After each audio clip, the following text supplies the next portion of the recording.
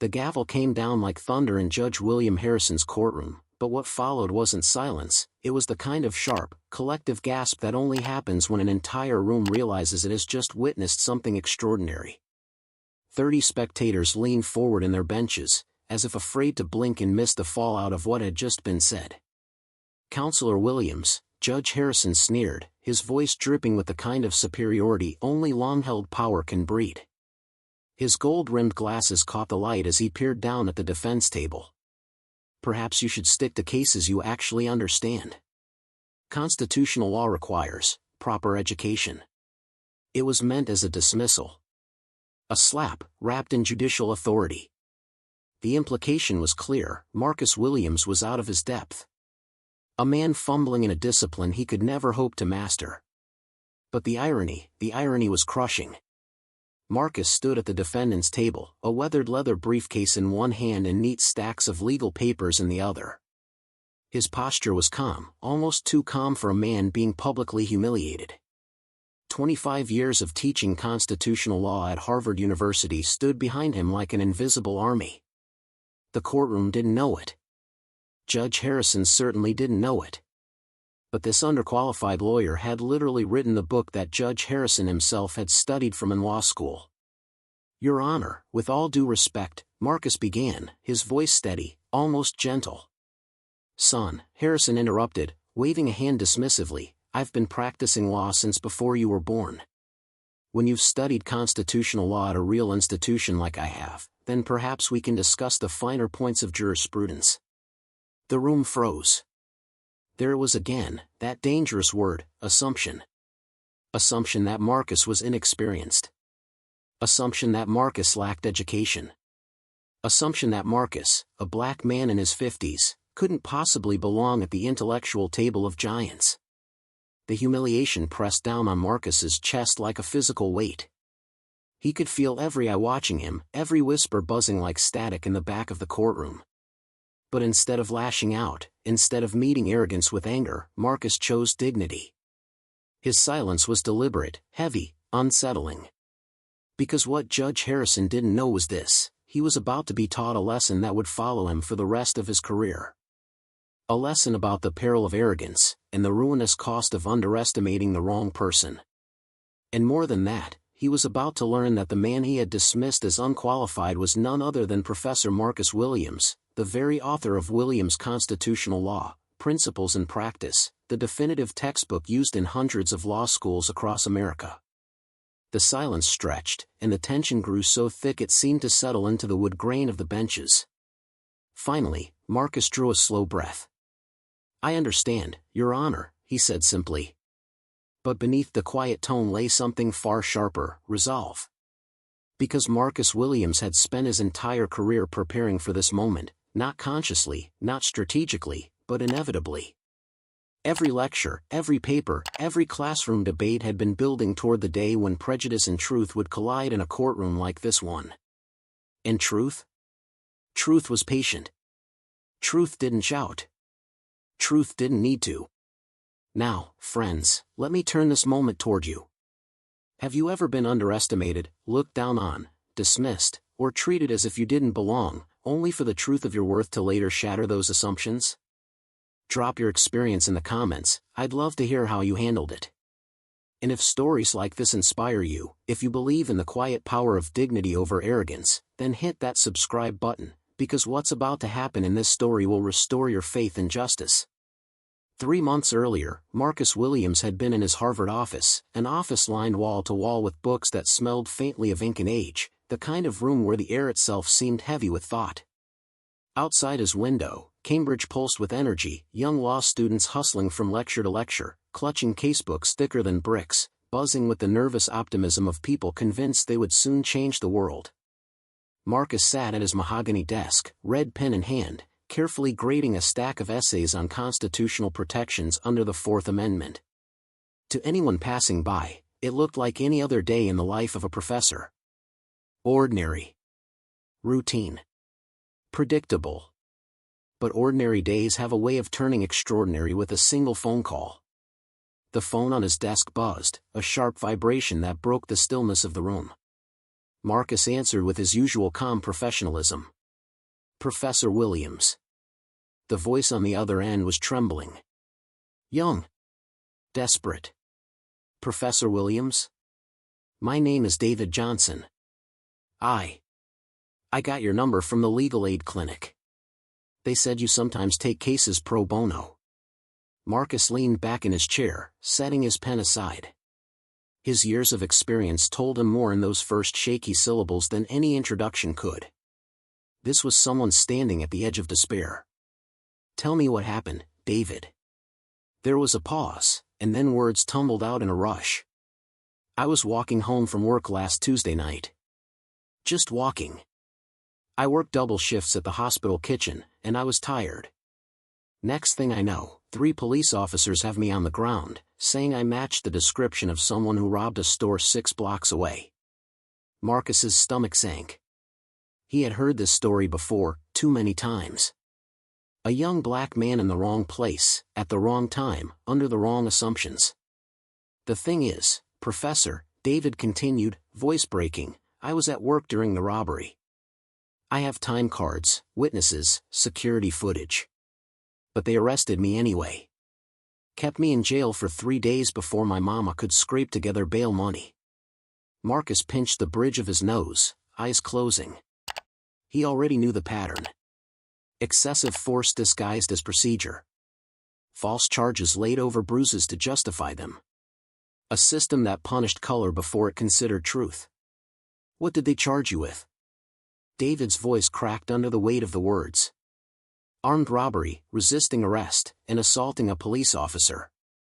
Professor, I never touched anyone. I never even raised my voice. But they're saying I attacked them while they were trying to arrest me.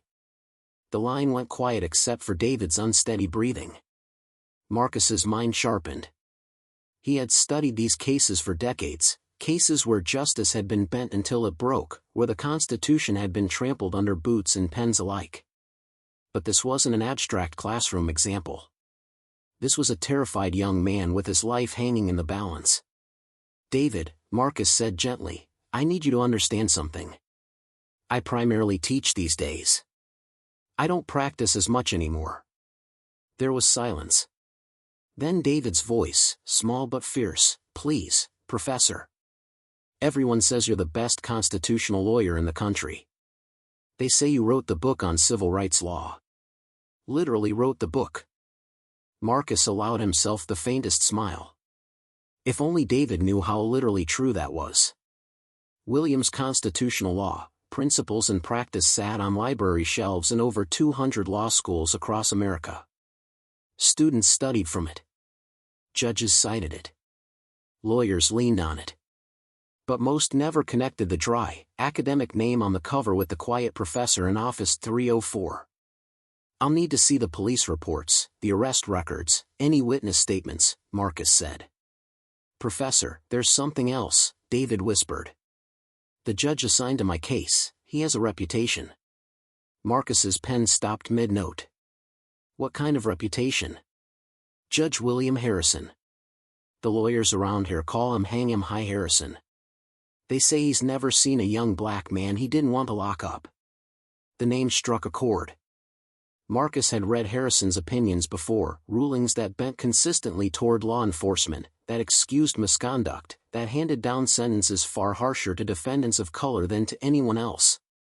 A man robed in authority but stripped of fairness. David, Marcus said quietly, this case isn't just about proving your innocence. It's about challenging a system that assumes guilt based on the color of your skin. Are you prepared for that fight? There was no hesitation. Professor, I'm prepared for anything that gets my life back. Marcus looked around his office. The shelves groaned with law reviews he had written, textbooks he had authored, transcripts of testimony he had given before Congress. All the years of scholarship, of teaching, of writing, it suddenly felt like they had been leading him here, to this young man, to this fight. Then I'll take your case. David exhaled so loudly Marcus could hear the relief through the receiver. But Marcus didn't smile. His face was set, grave. Because he knew exactly what this meant. He was stepping back into the arena, into a courthouse ruled by a judge whose prejudice was no secret, into a battle where truth and dignity would be tested against arrogance and bias. And somewhere, deep in his gut, Marcus sensed something else. This wouldn't just be about David Johnson's freedom. This would be about exposing the dangerous arrogance of a judge who believed his authority was greater than the Constitution itself. Friends, this isn't just a story about one desperate phone call.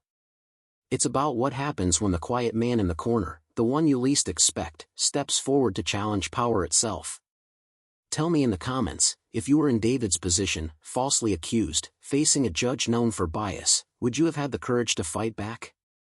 And if stories like this one move you, if you believe in the fight for dignity and justice, then make sure you hit that subscribe button, because what's coming next will shake the very walls of that courtroom.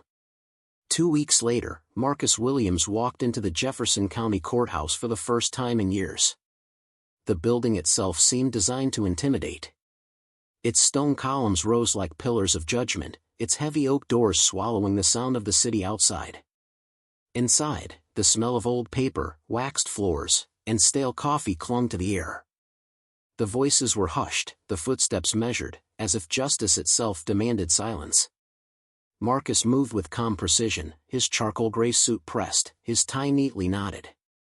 In his hand was the same leather briefcase Sarah had given him the day he received tenure at Harvard Law. The corners were worn, the handle softened by time, but it had carried every argument that mattered. Today, it carried something heavier than paper, it carried the weight of a young man's freedom. And yet, even here, in the supposed temple of justice, Marcus felt it, the sting of assumption. Security guards watched him a moment longer than they watched the white lawyers.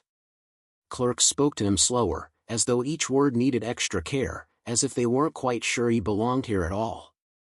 Other attorneys passed with the same look Marcus had grown used to, thinly veiled surprise that a black man carried himself not as an assistant or defendant, but as counsel. It wasn't hostility. It was something colder. Expectation. Expectation that he was out of place. Near the courtroom doors, a young white prosecutor approached him with brisk efficiency. She carried a slim binder under one arm and the air of someone who was already sure she would win. "Excuse me," she said, stopping short in front of Marcus. "Are you here for the Johnson case? Are you the public defender?" Marcus's eyes flickered. The question was routine, but the assumption wasn't. "I'm David Johnson's attorney, yes. But I'm not a public defender." The prosecutor blinked, caught off guard. "Oh. I just assumed. I mean, most of the, defense attorneys on these types of cases are usually..." "Usually what?" Marcus asked softly. Her face flushed. "Nothing. Sorry. I'm Assistant District Attorney Rebecca Martinez. I'll be prosecuting this case." She extended her hand. Marcus shook it firmly. "Marcus Williams." Martinez tilted her head, frowning faintly as though trying to place a memory. "Williams, that name sounds familiar. Have we met before?" "I don't believe so," Marcus said simply. But as she walked away, Marcus noticed her pulling out her phone, her fingers moving quickly. He knew what she was doing, running his name. Most in the legal community recognized it eventually. His name had been footnoted in their papers, underlined in their textbooks, cited in their exams. Some realized it sooner than others. Still, Marcus pushed the thought aside. This day wasn't about reputation. It was about David. He stepped into courtroom 3B, Judge William Harrison's domain. It was exactly what Marcus expected: dark wood paneling, stern portraits of long-dead white judges, flags positioned like centuries guarding tradition. The elevated bench towered over the rest of the room, a throne disguised as furniture. It wasn't a room designed for equality. It was a room designed to remind you who held the power. Marcus settled at the defense table. Beside him, David Johnson sat stiff, his tie slightly crooked, his hands gripping his knees. The young man had followed every instruction Marcus gave him: dress respectfully, speak only when spoken to, trust the process even when the process felt rigged. But nerves betrayed him. His leg bounced restlessly, his eyes darting to the gallery, to the doors, to the bailiff standing like a sentinel. Marcus placed a steadying hand on his arm. "Breathe, David. This isn't the fight, it's just the beginning. All rise for the Honorable Judge William Harrison." The words rang like ritual. Harrison entered with the authority of a man used to deference. 68 years old, silver hair combed back, eyes the color of ice. His robe swayed as he took his seat behind the massive bench, surveying the courtroom with a gaze that felt less like observation and more like ownership. His eyes lingered on Marcus. And in that extra second, Marcus saw everything: skepticism, prejudice, and the arrogance of a man who believed his courtroom was not a place of law but of his law. Case number 2023 CR 4567, the State of Jefferson versus David Johnson. Counsel, please state your appearances for the record. Rebecca Martinez, Assistant District Attorney, appearing for the state. Marcus stood. Marcus Williams, appearing for the defendant. The judge's eyebrow lifted. "Williams, are you local counsel, Mr. Williams?" "I'm admitted to practice in this state, Your Honor." "That's not what I asked. Are you familiar with how we do things in this court?" The question hovered in the air like smoke. Everyone in the room heard the subtext: "Do you belong here?" "I believe I am, Your Honor," Marcus replied evenly. "We'll see about that. This is a serious case. Armed robbery, assaulting an officer. These aren't traffic tickets." Marcus's jaw tightened, but his voice stayed steady. "I understand the gravity of the charges." "Good. Because I won't tolerate any irregularities in my courtroom. We follow the law here, not social justice theories or academic abstractions." The words landed with the force of a hammer. Academic abstractions. A dismissal not just of Marcus's arguments but of his life's work. The irony, Marcus thought, was staggering. But his face betrayed nothing. "Of course, Your Honor." The hearing began. Martinez presented the state's evidence: police reports that sounded suspiciously rehearsed, witness statements that echoed one another too neatly, photographs of officers' injuries that Marcus already knew didn't match David's account. Each time Marcus objected, Harrison cut him off with condescension. "Mr. Williams, let's not waste the court's time with frivolous objections." "Your Honor, this evidence violates the exclusionary rule established in Mapp v. Ohio." "Mr. Williams, are you suggesting I don't know how to run my courtroom?" The spectators shifted uncomfortably. Some lawyers in the gallery exchanged looks. They saw it too: the imbalance, the bias. But Marcus never raised his voice. He never let frustration show. Because he wasn't here just to defend David. He was here to teach. Not by telling them who he was, but by showing them what real constitutional law looked like when wielded with precision. As the hearing closed, Harrison set a trial date and reminded both sides to bring legal arguments, not theoretical abstractions. Marcus gathered his papers calmly. David leaned in, whispering, "Professor, he hates you." Marcus gave a small, almost imperceptible smile. "No, David. He hates what I represent. And that's exactly why we're going to win." Friends, this is where the battle lines are drawn. A young man's future on one side. An arrogant judge on the other. And in between, a lawyer underestimated at every step. Let me ask you, have you ever felt a room turn against you before you even spoke, judged before you even began? Tell me in the comments. And if you're ready to see how Marcus turns this courtroom into something Judge Harrison never expected, then hit that subscribe button, because what comes next will shake the very foundation of justice. The morning after the preliminary hearing, the courthouse felt different, charged, watchful, as if the building itself had leaned in to hear the next sentence. Word travels quickly in places like this. Clerks know which lawyers stumble. Bailiffs know which judges simmer. And by 9 a.m., everyone knew a quiet man named Marcus Williams wasn't rattled by Judge Harrison's condescension. In the corridor outside 3B, ADA Rebecca Martinez stood with a legal pad pressed to her chest, eyes scanning motions Marcus had served at dawn: motion to suppress, motion in limine, motion for a Frank's hearing, renewed Brady demand. Each page was clean and spare, no theatrics, just precise questions sharpened into arguments. She flipped one over and saw a single handwritten line at the bottom: "The Constitution doesn't need volume to be heard." "Professor Williams," Martinez said as he approached. The title slipped out before she could stop it. She wasn't sure why she'd said it, only that the word professor felt more accurate than counselor for the man who'd spoken yesterday like the law itself was muscle memory. "Counsel," Marcus replied. "Did you get everything?" "I did." She hesitated. "You're asking for a Frank's hearing on the officer's affidavits?" "False statements, material to probable cause, made knowingly or with reckless disregard," he said softly. "If the court finds the stop unconstitutional, everything after it falls." Martinez nodded once, then glanced at the courtroom doors. He hates being told he missed something.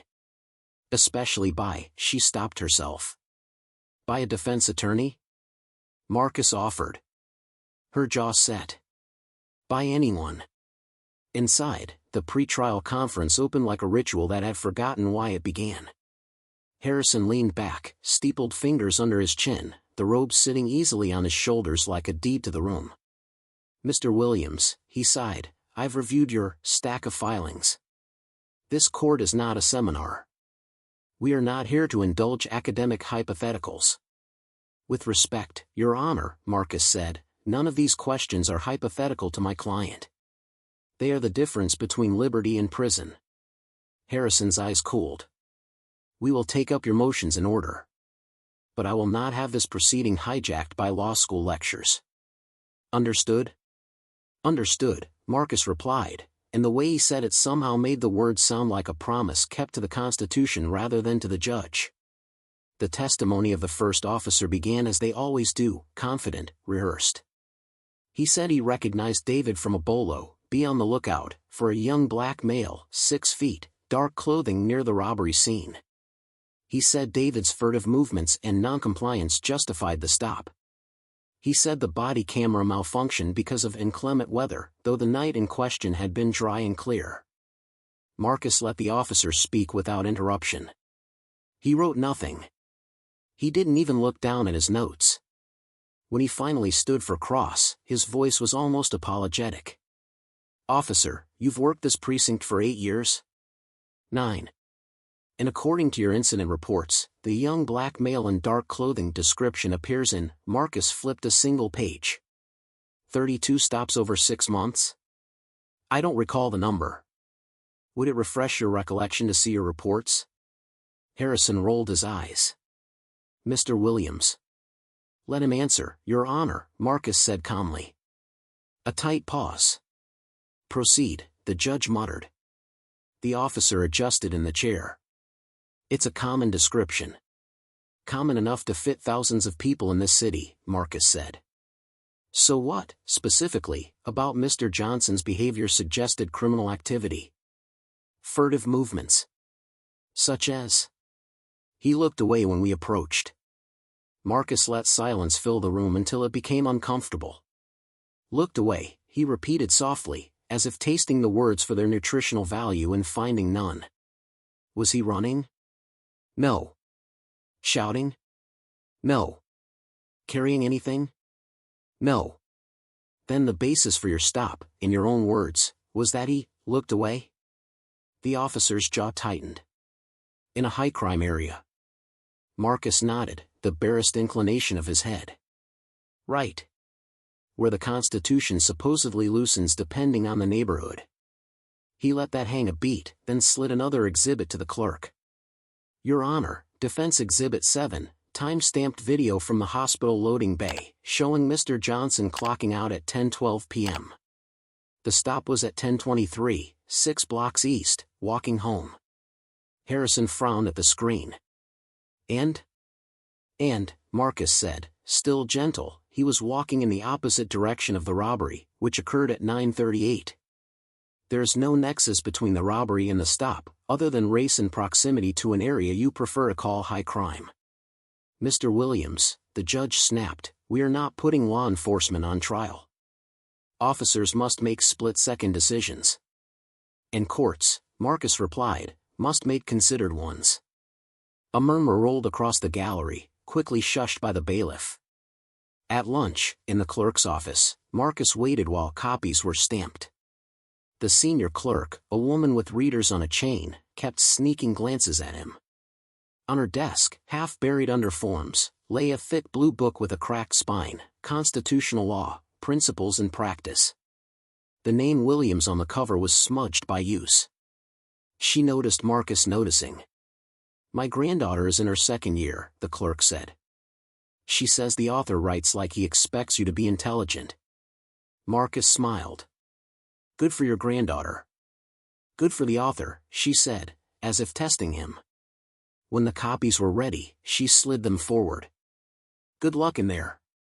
"Luck is for the unprepared," he said kindly. "But thank you." The second officer's testimony shifted the room's temperature. He insisted David had tensed up and advanced aggressively. He couldn't explain why no bruises appeared on David's wrists despite the alleged fight. He couldn't explain why 3 officers reported identical phrasing in their statements, down to the same misspellings. And when Marcus asked about the missing 32 seconds of dashcam footage, the officer said the file had corrupted. "Technology fails," he said. "Does it?" Marcus murmured, then turned to the judge. "Your Honor, this is precisely why we requested a Franks hearing. There are material falsehoods in the affidavit used to justify the arrest. If the court permits, I can walk through the contradictions line by line." Harrison waved a hand. "Denied. You're speculating." "I'm reading," Marcus said. "There's a difference." Harrison's gaze hardened. "This is what I meant by academic abstractions. We are not here to parse every adverb. We are here to try a case." "Your Honor," Marcus answered, voice steady, "adverbs have sent men to prison. Precision is not a luxury in a free society. It is its price." Silence again. Different this time. Heavier. Even the fluorescent lights seemed to hum more softly. Martinez rose. "Your Honor, the state has no objection to a limited Franks hearing on the narrow question of the lineup identifications." A flicker crossed Harrison's face, annoyance at being nudged by the prosecution. "Fine. Limited hearing tomorrow. Narrow scope." Marcus inclined his head. He had asked for a door. He'd been given a keyhole. It would be enough. At dusk, Marcus sat with David and his mother at a small kitchen table that had seen too many late bills and not enough mercy. The wallpaper had peeled at the corners, the air smelled of dish soap and quiet endurance.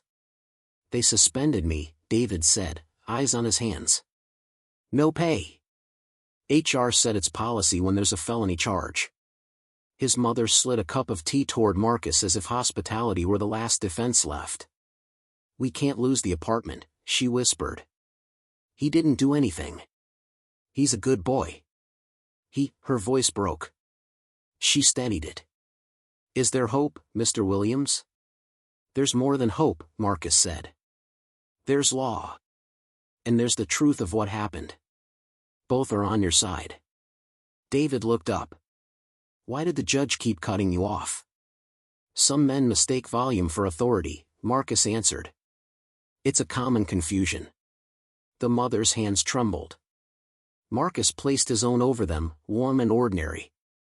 "I can't promise outcomes," he said. "I can promise effort that matches what this deserves." When he left, the night felt colder than it should have. He walked 2 extra blocks before calling a cab, letting the air strip the day from his shoulders. Back at the hotel, the desk lamp carved a circle of light on the table.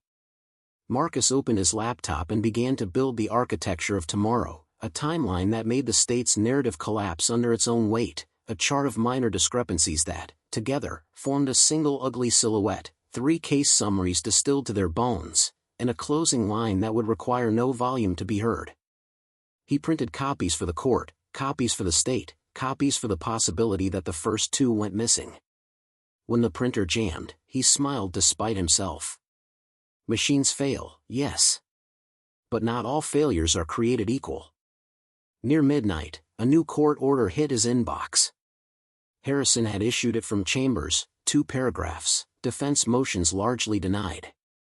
Frank's hearing limited. Counsel to refrain from argumentative colloquy and academic diversions. Marcus read it twice, not for content but for tone. It was the sound of a door trying to close on a wind it did not understand. He shut the laptop and stood at the window. The city below looked like law textbooks turned inside out, thousands of lives, each with its own rule and exception. Somewhere in those lights, a young man was not sleeping because a judge preferred certainty to humility. Tomorrow, Marcus said to the glass, to himself, to the idea of America at 2 a.m., we stop calling justice an abstraction. He turned off the lamp. The room went dark, but the argument stayed bright and sharp behind his eyes, quiet as a blade. The courthouse lights went dark at dusk, but Marcus's hotel room glowed long into the night. Papers lay fanned across the desk like battle maps, police reports, affidavits, lineup transcripts, and motions already denied. Each page told a story of a system that bent away from truth, each line carrying the quiet arrogance of men certain they would never be challenged. Marcus sat in the circle of lamplight, shoulders squared, eyes sharp. For years, his battlefield had been the classroom. Chalkboards and lecture halls. Students leaning forward as he traced the arc of the Constitution from parchment to precedent. But tomorrow, his classroom would be a courtroom, his student a prejudiced judge, and his lesson nothing less than the living meaning of liberty. He opened the police reports again, though he knew them by heart. 3 officers had stopped David Johnson because he was a young black male, 6 feet, dark clothing. A description so wide it could have covered half the neighborhood. They escalated a simple stop into violence. They arrested him without cause. And then, as if scriptwriters rather than peace officers, they wrote reports so perfectly aligned it was obvious they had been copied. Marcus took out a red pen, the same one he used for grading, and underlined phrases, furtive movements, high crime area, non-compliant. Each word was a mask, a way to smuggle prejudice into legal language. He circled malfunction body cam twice. Machines fail, yes. But rarely at the exact moment the Constitution needed them most. He whispered to himself, as he sometimes did when preparing a lecture. Tomorrow, we don't just prove facts. We reveal patterns. Because patterns tell the truth men try to hide. The phone on the desk buzzed. He glanced at the caller ID and softened. Sarah. Marcus, her voice came warm through the line, carrying decades of knowing him better than anyone else. How did it go today? He exhaled slowly, eyes still on the reports. The judge made it clear he doesn't think I'm qualified to handle constitutional law. There was a pause. Did you tell him who you are? Not yet. Marcus, you literally wrote the book. Judges have cited you. Congress has called on you. The Supreme Court has quoted you. Her voice dropped. How can he not know? Marcus looked out the window at the sprawl of the city. Cars moved like veins of light. Because when he looks at me, Sarah, he doesn't see a constitutional scholar. He sees a black man standing in a space he thinks doesn't belong to me. His assumptions fill in the rest. So challenge him, she said firmly. I will. But not by shouting who I am. He won't believe my words. He'll believe the law, if I wield it carefully enough. Tomorrow isn't about reputation, it's about education. He's going to learn, whether he knows it or not. Sarah was quiet for a long moment. Then, do you ever get tired of teaching men who don't want to learn? Marcus smiled faintly. Every day. But I never get tired of proving that the Constitution belongs to all of us. Even those who'd rather forget it. When they hung up, Marcus returned to his work. He opened a fresh yellow pad and began sketching his outline for trial. It wasn't a defense strategy, it was a seminar disguised as one. Opening, due process and the presumption of innocence. Cross of officers, specificity required for reasonable suspicion under Terry v. Ohio. Suppression argument, exclusionary rule, Mapp v. Ohio, Weeks v. United States. Closing theme: the Constitution is not an abstraction. It breathes only when we apply it fairly. He wrote case names like stepping stones across a river. He would walk Judge Harrison across that river whether the man wanted to move or not. Each precedent, each ruling, each line of reasoning would leave the judge with one choice: follow the law or expose his prejudice so nakedly that even the gallery would see. At midnight, he pulled his textbook from his briefcase. Williams' Constitutional Law, Principles and Practice, 4th edition. The spine cracked as he opened to Chapter 12, Racial Profiling and the Erosion of Fourth Amendment Protections. His own words stared back at him: when officers rely on demographic stereotypes rather than articulable suspicion, they violate not only the Constitution but the principle that all citizens are equal before the law. He touched the page, remembering the late nights he'd written it. Back then, he never imagined his own book would become ammunition in a courtroom where his credibility was being dismissed. Tomorrow, he might have to reveal it. But not yet. Timing mattered. Lessons land only when the student is most unprepared. The city outside grew quieter. Inside, Marcus's room felt like the eye of a storm. He closed the textbook, shut his laptop, and stacked the reports into neat piles. For a long while, he stood at the window, looking out over the lights. Somewhere out there, David Johnson was trying to sleep, his mother awake with worry in the next room. Their lives were suspended on the scales of justice, waiting for a system that had already tilted against them. Marcus whispered into the night, as though speaking to the unseen, "Tomorrow, the lesson begins." And with that, he finally let the darkness of the room swallow him, though his mind remained sharp, already rehearsing every line, every citation, every pause that would pierce through arrogance with the quiet, undeniable power of truth. Friends, this is where the story deepens. When everything looks impossible, preparation is the weapon. Tell me, have you ever stayed up all night preparing for something, knowing it could change your life? And if this story keeps you hooked, make sure you're subscribed, because tomorrow, when Marcus walks back into that courtroom, the world will witness a showdown Judge Harrison never expected.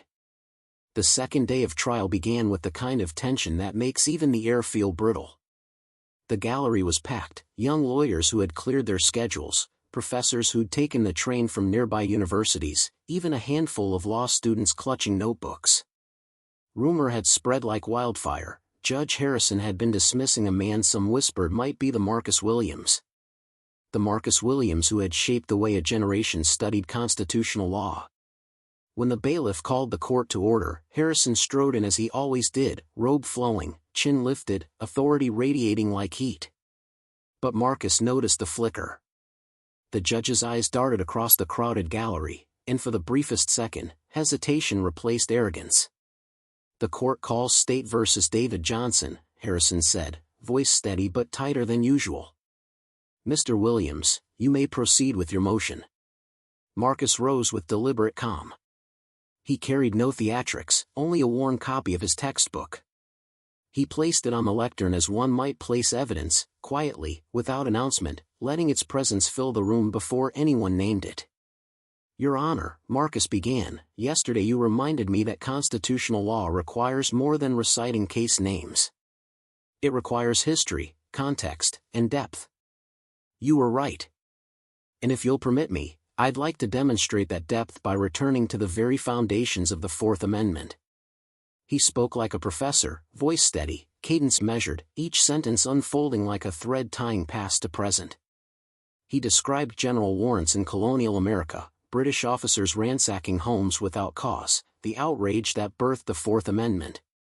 He traced the doctrine from Boyd versus United States to Terry versus Ohio, weaving each case into the next like beads on a string. At first, Harrison leaned back, expression dismissive. But gradually his eyes sharpened. The gallery leaned forward, realizing they weren't just hearing a defense attorney, they were hearing the voice of someone who had lived in this jurisprudence for decades. Then Marcus opened the textbook. He didn't announce it.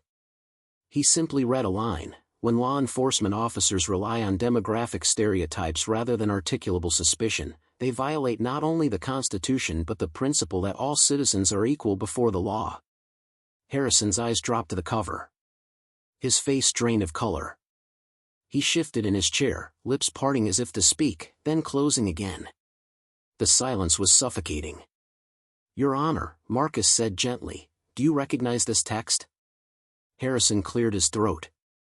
"Of course. It's the standard text. Williams's work is authoritative. Every judge on this bench has read it." Marcus nodded once. "I'm glad to hear that.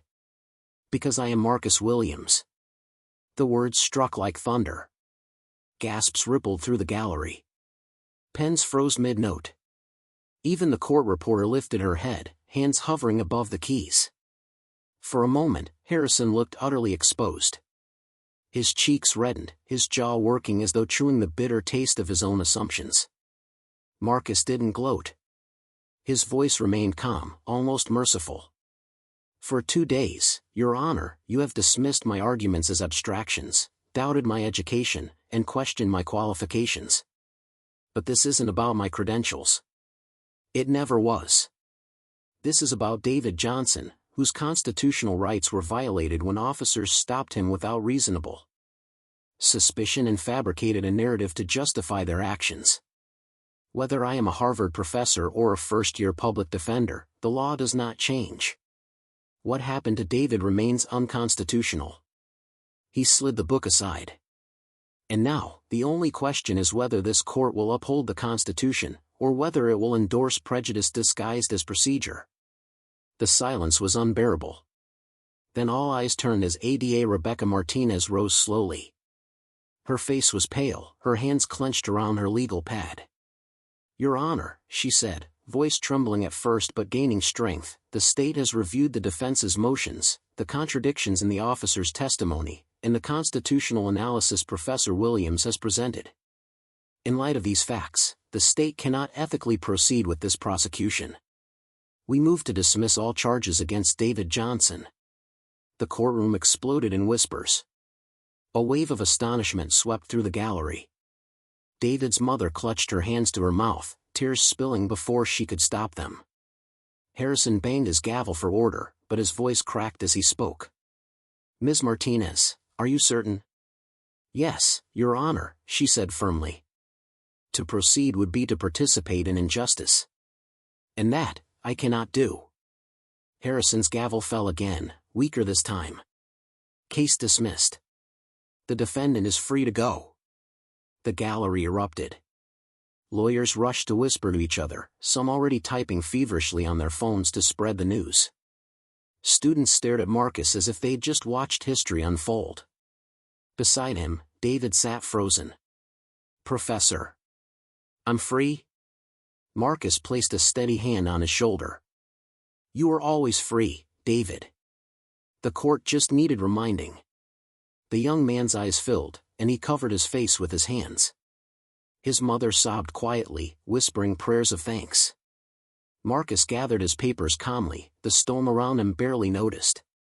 He hadn't come to embarrass a judge or to win applause from the gallery.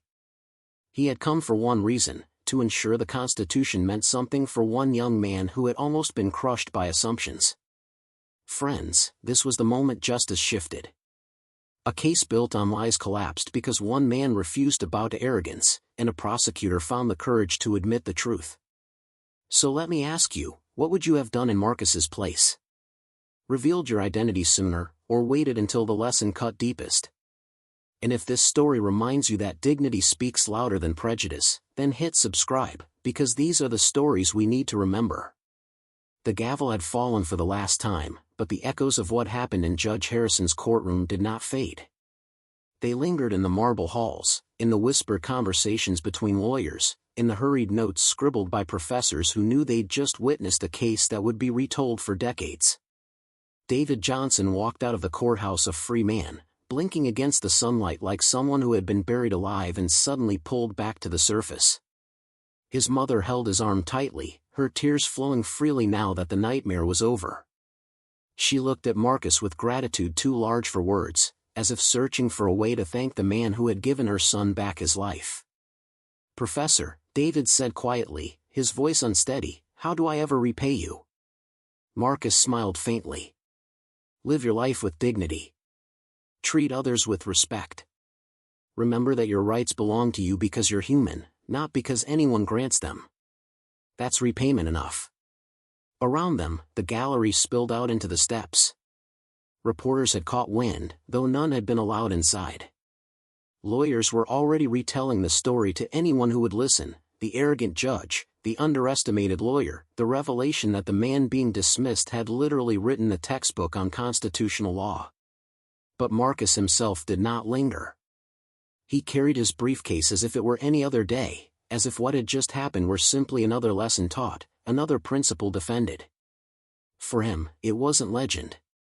It was duty. Weeks later, the ripple effects began to show. Judge William Harrison, the man who once carried himself like an emperor in robes, quietly enrolled in continuing judicial education courses on constitutional law and implicit bias. It was said he listened more than he spoke, his voice softer now, his gavel less certain. Whether humility had taken root or merely caution, no one could say. But the arrogance that once defined his courtroom had been fractured. Assistant District Attorney Rebecca Martinez resigned from the prosecutor's office within months. She took a position with the Public Defender's Office, determined to protect those who couldn't afford lawyers like Marcus Williams. She carried with her the memory of that moment when her conscience outweighed her ambition. And David Johnson? He went back to work, his record wiped clean. The suspension was lifted, his job restored. But more than that, he walked differently now, not with arrogance, but with the quiet strength of someone who had stared into the machinery of injustice and survived. Back at Harvard, Marcus returned to his classroom. The chalkboard waited, the students leaned forward as always, eager for his next lecture. But now, when he spoke about the Fourth Amendment, about due process, about equal protection under the law, there was a new weight in his voice. Because he had not just taught it, he had lived it, again, in the crucible of a courtroom. The story of Judge Harrison's courtroom spread across the country, told in bar association meetings, whispered at judicial conferences, retold by professors to first-year students. It became a cautionary tale: never assume, never underestimate, never let prejudice blind you to the truth standing in front of you. But Marcus himself never retold it. When asked, he would only say, "It wasn't about me. It was about the Constitution. And about a young man who deserved justice." Friends, that's the real lesson. Justice is not theory. It is not an abstraction. It is not reserved for those with prestige or power. It belongs to the quiet, the underestimated, the forgotten. And it survives only when someone is willing to stand up, even in the face of arrogance, and remind the powerful that the law belongs to everyone.